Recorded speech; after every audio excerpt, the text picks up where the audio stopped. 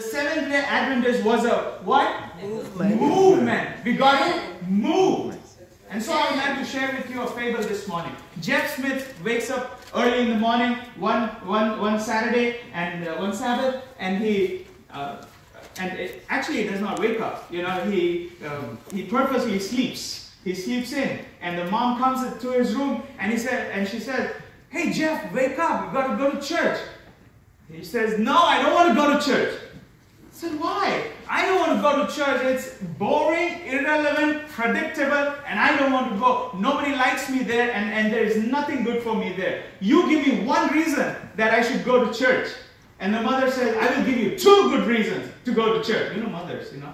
So, I'll give you 2 good reasons. One reason is that you are 30 years old and you need God. Okay, and the second reason is people are expecting you. After all, you are the pastor of the church. Have you ever experienced in your life, let's be honest, you know, in your heart, you feel sometimes you don't want to go to church. There is nothing that is happening there that is relevant. Mercy. Yes, mercy. That we have come to a phase that we think that ancient is holy. Have you ever thought about that?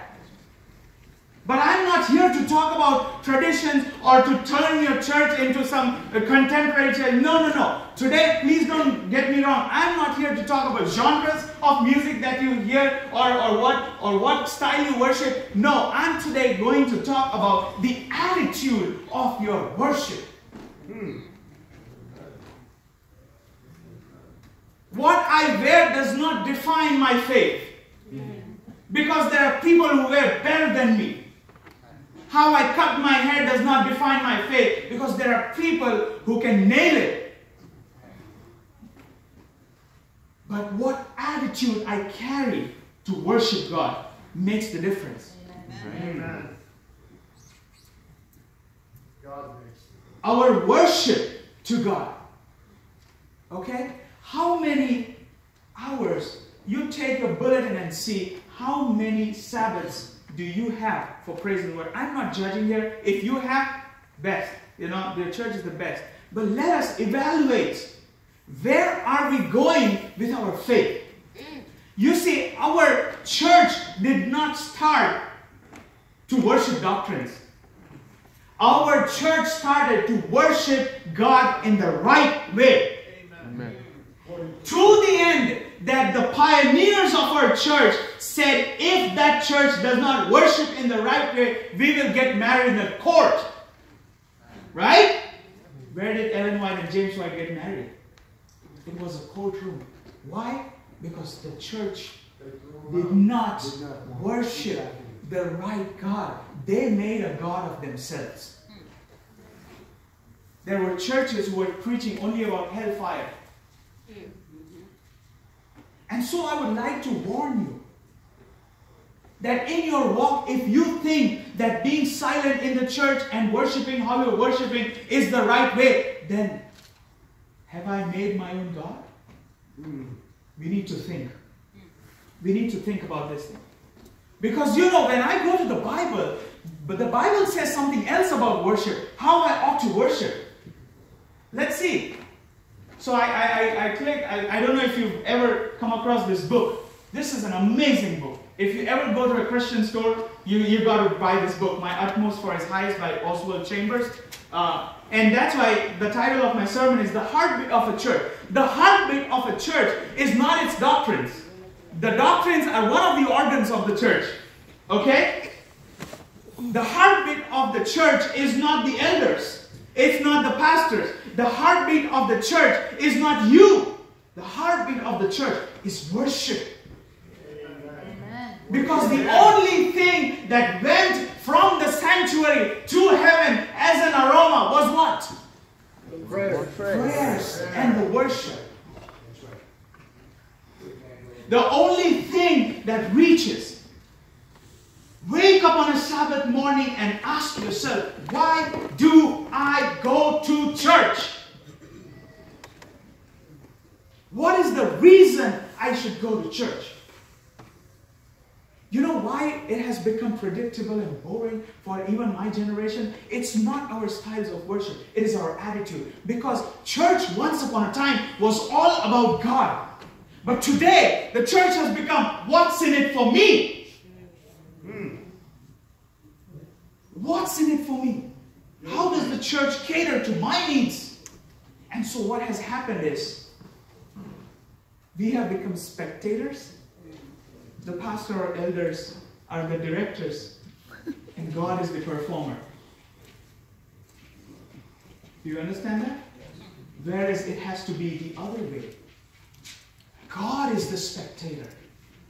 The pastor and elders, they are the directors, and we are the performers of worship. Amen. That's the main foundation that the church was started upon. But where have we headed with our worship? What are we doing with our worship? And so today we are going to talk about how and why of worship. How do we worship? So I go to a psalm. We all know it, right? Amen. We all teach our children. We all memorize it. But let us look at it once again today. Make a joyful what? Shout to the Lord, all you land. Serve the Lord with gladness. Okay, let's pause. Make a joyful what?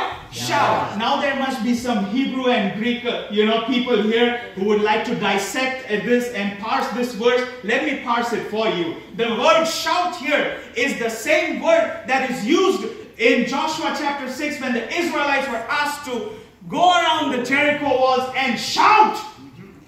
Now, you have all seen old walls, right? How do they look? Old walls. You see this? This is what, 50 years old? Is this a wall? Yeah. No, it's wood. Concrete walls, or the walls that were made in the kingdoms. We have all seen, right? The Israelites were asked to shout in such a way that the hard walls came down. That is the same word used here, hirao. Shout. And shout how? With gladness, joyfully. That means you don't come here and give your partial or leftover energy to God. Amen. No. Amen. You give your full worship to God. Amen. Because God deserves it. Amen. By His grace. Amen. God deserves our worship. Amen. We may have been culturally, brought up in any way. India was once a colonial place, and so even if you go today to India, you would hardly get an amen if you're preaching. You can die there, but nobody will, give you an amen because that's the way we were raised. That's the way it is. We praise, But you have to evaluate for yourself. Amen. How you are going to praise. Amen. So, serve the Lord with gladness. But I was told to be silent in the church. Yeah. In some way. Yeah. I was told, no. I was told, shh. Don't talk. Okay? But when I was growing up, my parents taught me, Father Abraham had many sons, and many sons. Suddenly what happened?